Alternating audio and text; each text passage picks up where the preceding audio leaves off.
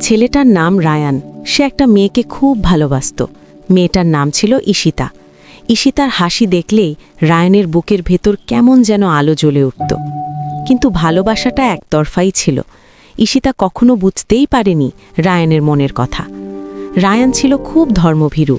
প্রতিদিন ফজরের নামাজে সে কোরআনুল কারীম তেলাওয়াত করত আর সিজদায় গিয়ে আল্লাহর কাছে বলতো, হে আল্লাহ, যদি সে আমার জন্য ভালো হয় তাকে আমার করে দিন, আর যদি ভালো না হয় তবে আমার হৃদয় থেকে তার ভালোবাসা তুলে নিন। সিজদায় তার চোখের পানি জায়নামাজ ভিজিয়ে দিত।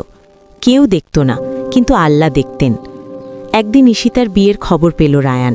বুকটা ভেঙে গেল। তবুও সে মসজিদে গেল। নামাজ শেষে আকাশের দিকে তাকিয়ে মুচকি হেসে বলল, হয়তো তাকে না পাওয়াটাই আমার জন্য ভালো ছিল।